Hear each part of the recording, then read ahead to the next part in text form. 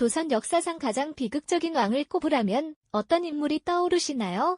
아마도 어린 나이에 왕위를 빼앗기고 끝내 비극적인 죽음을 맞이한 단종의 이름이 가장 먼저 떠오를 겁니다. 그의 삶은 단순한 왕권 다툼을 넘어 한 나라의 운명을 뒤흔든 피해 진실, 그리고 인간의 가장 추악한 욕망이 얽힌 잔혹한 드라마였죠. 과연 우리는 그 충격적인 실체를 외면할 수 있을까? 오늘 우리는 연약한 어린 왕의 비극적인 운명과 그 배우의 도살인 거대한 음모의 서막을 함께 들여다보려 합니다. 때는 조선 5대 왕 문종의 시대였습니다. 학문과 예술에 깊은 조예를 가졌던 문종은 훌륭한 군주였지만 안타깝게도 그의 생은 늘 병약함이라는 그림자에 갇혀 있었죠. 재위 2년 3개월이라는 짧은 시간 동안 그는 왕으로서의 책무를 다하려 애썼지만 깊어지는 병세는 그를 쇠약하게 만들었습니다. 침상에 누운 채 문종의 마음속에는 오직 어린 아들, 당시 왕세자였던 단종에 대한 걱정뿐이었을 겁니다. 이제 막 12살이 된 아들이 홀로 감당해야 할 왕실의 엄중한 무게와 그를 노리는 보이지 않는 위협들을 그는 예감했던 것일까요? 문종은 자신의 마지막 순간이 다가왔음을 직감하고 어린 왕세자를 위한 최후의 방책을 마련했습니다. 당대 최고의 원로 대신들이자 충신들인 김종서, 황보인 등을 불러 어린 왕세자를 부탁하는 유언을 남긴 것이죠. 이들은 조선의 기틀을 다진 공신들이자 문종이 가장 신뢰했던 인물들이었습니다. 문종은 이들이 어린 단종의 든든한 버팀목이 되어 혼란스러운 왕실을 안정적으로 이끌어주기를 간절히 바랐을 겁니다. 그렇게 병약했던 문종은 1452년 마침내 눈을 감았습니다. 그가 어린 아들에게 남긴 것은 오직 간곡한 당부뿐이었죠. 아버지의 죽음과 함께 12살의 어린 단종은 조선의 5번째 왕위에 오르게 됩니다. 그의 즉위식은 화려함보다는 어딘지 모르게 숙연하고 위태로운 분위기 속에서 치러졌을 겁니다. 아직 세상을 다 알지 못하는 소년의 어깨에 한 나라의 운명이라는 무거운 짐이 얹힌 순간이었으니까요.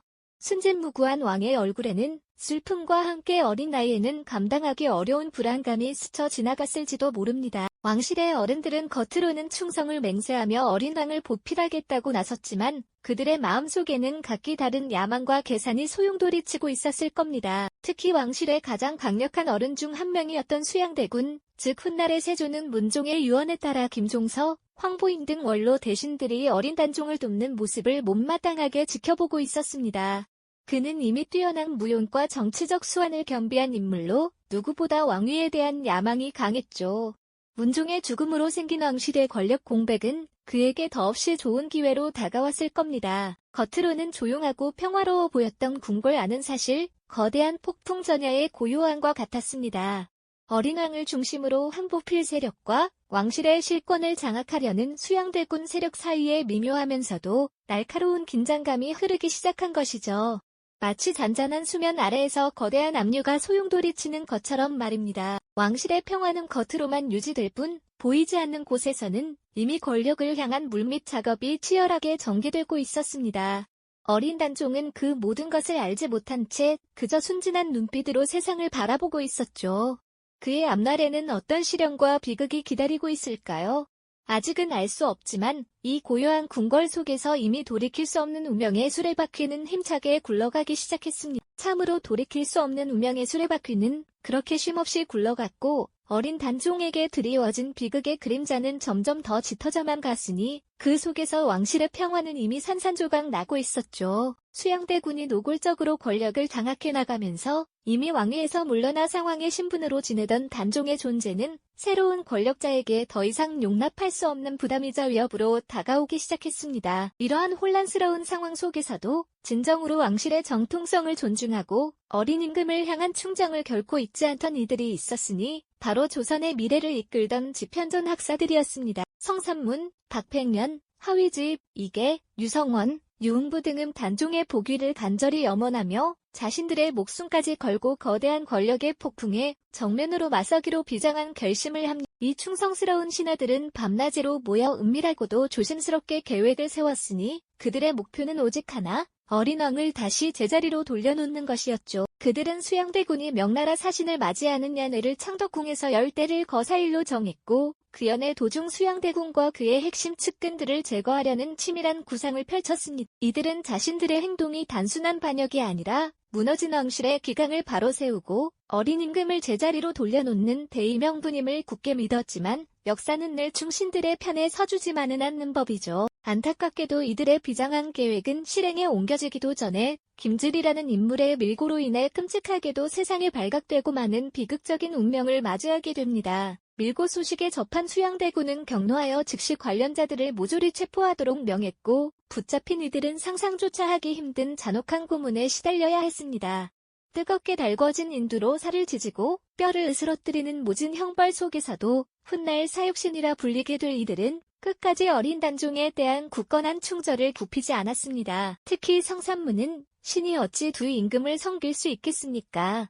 라며 불굴의 기계를 보여주었고 박팽련은 자신의 죄를 인정하라는 신문관의 질문에 나는 이미 죽은 몸, 어찌 신하로서 죄를 논하겠는가? 라고 단호히 맞섰다고 전해집니다. 그들의 육신은 갈기갈기 찢겨나갔지만 정신만은 결코 꺾이지 않았으니 이들의 숭고한 희생은 결국 비참한 최후로 이어지고 말았습니다. 수양대군은 자신의 권위에 도전한 이들을 본보기 삼아 잔인하게 처형했고 그들의 가족들까지 연좌제로 몰아 멸문지화를 겪게 했습니다. 한순간에 수많은 생명이 쓰러져 간 참으로 비극적인 순간이었으니 이른바 사륙신 사건은 왕실의 정통성을 수호하려 했던 마지막 불꽃마저 꺼뜨리고 말았습니다. 이 사건은 또한 상황 단종의 운명에 돌이킬 수 없는 결정적인 쐐기를 박았으니 수양대군에게 단종은 이제 단순한 잠재적 위협이 아니라 끊임없이 반역을 부추길 수 있는 너무나도 위험한 존재로 인식되었으니까요. 결국 단종은 노상군으로 강등되어 멀고 먼 영월 땅으로 유배를 떠나게 되었고 한때는 이 나라의 어린 왕이었고 온 백성의 기대를 한몸에 받던 소녀는 모든 것을 잃었습니다. 이제 그는 낯설고 외딴 곳으로 홀로 떠나야 하는 처량한 신세가 되었으니 영월로 향하는 그의 행렬은 참으로 쓸쓸하고 비통했습니다.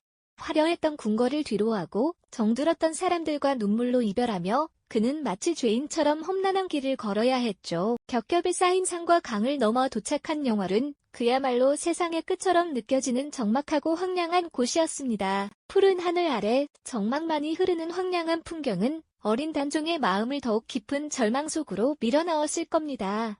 그는 그곳에서 남은 생을 체념과 슬픔 속에서 보내야만 했으니 권력의 냉혹한 속성이 한 어린 왕의 찬란했던 삶을 어떻게 파괴할 수 있는지 우리는 이 비극적인 유배를 통해 뼈저리게 느끼게 됩니다. 왕이라는 달콤한 유혹 앞에서 인간의 욕망이 얼마나 잔혹해질 수 있는지 그리고 그로 인해 얼마나 많은 이들이 고통받고 희생되는지 말이죠. 영월의 적막한 공기 속에서 단종은 과연 어떤 생각을 했을까요? 아마도 그는 잃어버린 모든 것들을 그리워하며 자신을 향했던 충신들의 숭고한 마음을 되새겼을 것입니다. 그의 눈앞에는 차가운 현실만이 존재했지만 그 작은 어깨에 짊어진 비극의 무게는 결코 가볍지 않았으니 이처럼 처절한 상황 속에서 그의 삶은 이제 마지막을 향해 서서히 다가가고 있었죠. 과연 단종은 이 절망적인 유배지에서 모든 희망이 사라진 채 어떤 마지막 순간을 맞이하게 될까요? 그 질문은 역사의 깊은 성은으로 남아있습니다. 영월의 적막한 공기 속에서 어린 단종은 모든 것을 잃은 듯한 깊은 절망감에 휩싸였을 겁니다. 왕위에서 폐위되고 고향과 멀리 떨어진 낯선 땅으로 내몰린 그의 삶은 마치 꺼져가는 등불처럼 위태로워 보였죠. 하지만 모든 희망이 사라진 듯한 암울한 상황 속에서도 어린 왕을 향한 충정의 불씨는 결코 사그라지지 않았습니다. 특히 학문의 전당인 집현전에서 나라의 미래를 고민하던 학사들의 가슴 속에는 단종을 향한 굳건한 마음이 뜨겁게 타오르고 있었죠. 성산문, 박팽련, 하위집, 이계, 유성원, 유흥부 등 이른바 사육신이라 불리는 이들은 숙부 세조에게 빼앗긴 단종의 왕위를 되찾아 본래의 질서를 회복하겠다는 비장한 결의를 다졌습니다. 그들은 밤마다 은밀히 모여 빼앗긴 왕위를 되찾고 정의를 바로 세우겠다는 맹세를 주고받았죠. 각자의 자리에서 작은 움직임 하나하나가 거대한 파장을 일으킬 수 있다는 것을 알면서도 오직 충절이라는 두 글자만을 가슴에 품고 흔들림 없이 나아갔습니다. 그들의 계획은 치밀했고 성공만 한다면 조선의 역사를 다시 쓸 수 있는 중대한 시도였습니다. 그러나 안타깝게도 그들의 숭고한 계획은 한순간의 밀고로 인해 발각되고 말았죠. 이 소식은 순식간에 궁궐을 뒤흔들었고 세조는 격노하며 단종 포기 세력에 대한 잔혹한 숙청을 시작했습니다. 사육신들은 체포되어 상상조차 할 수 없는 잔혹한 고문에 시달려야 했습니다. 그들의 육신은 찢겨지고 고통에 신음했지만 그들의 입에서는 단 한마디의 배신도 나오지 않았습니다. 오히려 그들은 더욱 당당하게 자신의 충절을 외치며 불의한 권력에 맞섰죠. 그 잔혹한 고문의 현장은 단순한 형벌의 장소가 아니라 인간의 숭고한 정신이 육체의 한계를 뛰어넘는 비장한 역사의 증언이었습니다. 그들은 끝까지 어린 왕을 향한 마음을 굽히지 않았고 결국 비참한 최후를 맞이하며 충절의 상징으로 역사에 깊이 새겨지게 됩니다. 사륙신 사건은 단종의 운명을 더욱 처참한 나락으로 밀어넣는 결정적인 계기가 되었습니다. 세조는 자신의 왕위에 대한 위협이 여전히 존재한다고 판단했고 단종의 존재 자체가 정통성을 흔들 수 있다고 생각했죠. 결국 어린 단종은 왕에서 상왕으로 그리고 이제는 노상군이라는 이름으로 강등되어 다시 한번 절망의 나락으로 떨어지게 됩니다. 유배지 영월에서의 삶은 더욱 비참해졌고 이제 그는 왕족으로서의 마지막 흔적마저 지워진 채 홀로 남겨졌습니다. 푸른 하늘 아래 정막만이 흐르는 황량한 풍경은 어린 단종의 마음을 더욱 깊은 절망 속으로 밀어넣었을 겁니다. 그는 그곳에서 남은 생을 체념과 슬픔 속에서 보내야만 했으니 권력의 냉혹한 속성이 한 어린 왕의 찬란했던 삶을 어떻게 파괴할 수 있는지 우리는 이 비극적인 유배를 통해 뼈저리게 느끼게 됩니다. 영월의 적막한 공기 속에서 단종은 과연 어떤 생각을 했을까요? 아마도 그는 잃어버린 모든 것들을 그리워하며 자신을 향했던 충신들의 숭고한 마음을 되새겼을 것입니다. 왕이라는 달콤한 유혹 앞에서 인간의 욕망이 얼마나 잔혹해질 수 있는지 그리고 그로 인해 얼마나 많은 이들이 고통받고 희생되는지 말이죠. 그의 눈앞에는 차가운 현실만이 존재했지만 그 작은 어깨에 짊어진 비극의 무게는 결코 가볍지 않았으니 이처럼 처절한 상황 속에서 그의 삶은 이제 마지막을 향해 서서히 다가가고 있었죠. 모든 희망이 사라진 채 과연 단종은 이 절망적인 유배지에서 어떤 마지막 순간을 맞이하게 될까요? 영월의 깊은 산골, 그곳에서 어린 단종은 어둠과 적막만이 가득한 나날을 홀로 견뎌내야만 했습니다. 차디찬 바람이 스며드는 초라한 거처에서 그는 과연 어떤 생각에 잠겼을까요? 아마도 잊혀진 궁궐의 화려함보다 자신을 따랐던 충신들의 얼굴을 떠올리며 깊은 슬픔에 잠겼을지도 모릅니다. 왕족의 모든 흔적은 지워지고 이름마저 노상군으로 강등된 채 그는 세상으로부터 완전히 고립된 존재가 되고 말았죠. 그의 작은 어깨 위에는 그저 체념과 비탄의 무게만이 얹혀 있었을 겁니다. 하지만 그 절망 속에서도 꺼지지 않는 충정의 불씨는 여전히 타오르고 있었습니다. 단종의 숙부이자 세조의 동생인 금성대군이 또다시 단종 보기를 위한 거병을 시도했던 것입니다.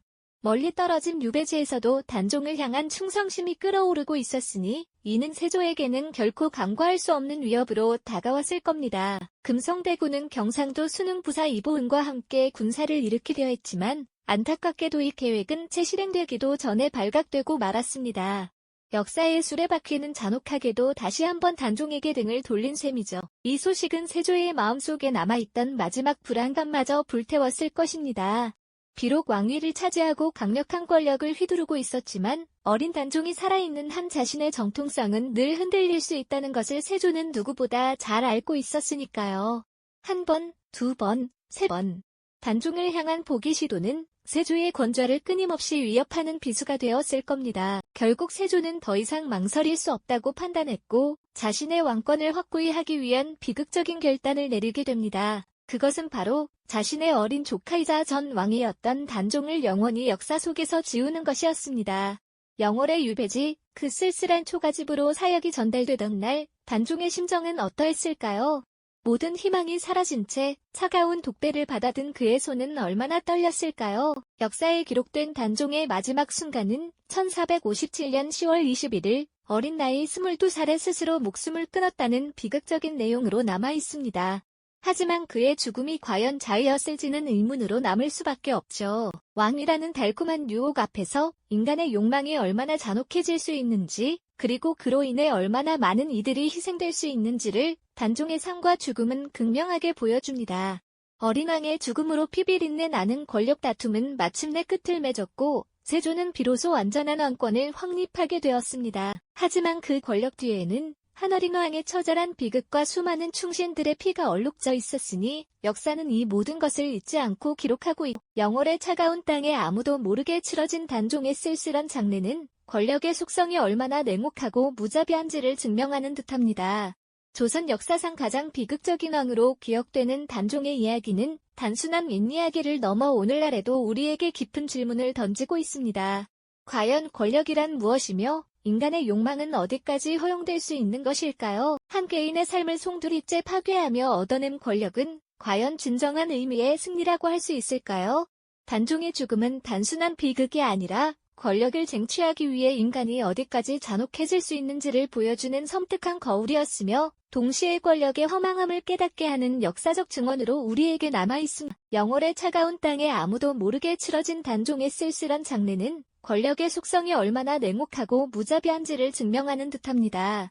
조선 역사상 가장 비극적인 왕으로 기억되는 단종의 이야기는 단순한 옛이야기를 넘어 오늘날에도 우리에게 깊은 질문을 던지고 있습니다. 과연 권력이란 무엇이며 인간의 욕망은 어디까지 허용될 수 있는 것일까요? 한 개인의 삶을 송두리째 파괴하며 얻어낸 권력은 과연 진정한 의미의 승리라고 할 수 있을까요? 단종의 죽음은 단순한 비극이 아니라 권력을 쟁취하기 위해 인간이 어디까지 잔혹해질 수 있는지를 보여주는 섬뜩한 거울이었으며 동시에 권력의 허망함을 깨닫게 하는 역사적 증언으로 우리에게 남아있어 왕관의 무게를 지고 태어났으나 이제는 모든 것을 잃고 차가운 유배지 영월의 정막 속에서 쓸쓸히 시간을 보내야 했던 어린 왕 단종의 삶은 얼마나 비참했을까요? 그곳은 한때 조선의 왕이었던 그에게는 세상의 끝이나 다름없었을 겁니다. 모든 희망이 사라진 듯한 그곳에서 그는 오직 쓸쓸함과 체념만이 가득한 나날을 보내야만 했죠. 하지만 그의 비극적인 운명은 여기서 끝이 아니었습니다. 유배지의 정막을 깨고 단종을 향한 마지막 충정의 불꽃이 다시 한번 타오르게 됩니다. 단종의 숙부인 금성대군이 또다시 그의 복위를 위한 움직임을 시작했던 것이죠. 금성대군은 경상도 순흥에서 군사를 일으켜 단종을 다시 왕위에 앉히려는 필사적인 노력을 기울였습니다. 이는 세조의 강력한 왕권을 뒤흔들 수 있는 중대한 반역 시도였고 단종을 향한 충신들의 마지막 발악이기도 했습니다. 하지만 안타깝게도 이마저도 밀고로 인해 발각되고 말았죠. 이 소식은 한숨 돌리나 싶었던 세조에게는 또 다른 위협으로 다가왔을 겁니다. 살아있는 단종의 존재 자체가 자신의 왕위에 대한 끊임없는 불안 요소가 된다는 것을 재차 확인시켜준 사건이었으니까요. 결국 세조는 더 이상 단종을 살려둘 수 없다는 비정한 결단을 내리게 됩니다. 잔인한 권력의 속성 앞에서 혈육의 정마저도 무의미해지는 순간이었죠. 자신의 왕권을 확고히 하기 위해서는 비록 어린 조카라 할지라도 그 생명을 거두어야만 한다고 판단했던 겁니다. 마침내 1457년 10월 21일 영월의 유배지에 비극적인 명령이 전달됩니다. 어린 왕에게 내려진 것은 바로 사약, 죽음을 의미하는 독약이었죠. 22살의 단종은 그렇게 스스로 목숨을 끊으라는 잔혹한 최후를 맞이하게 됩니다. 한때는 이 나라의 왕이었던 그가 권력의 피비린내 나는 암투 속에서 가장 비참하고 쓸쓸한 방식으로 삶을 마감해야 했던 것입니다. 그의 마지막 순간은 과연 어떤 심정이었을까요?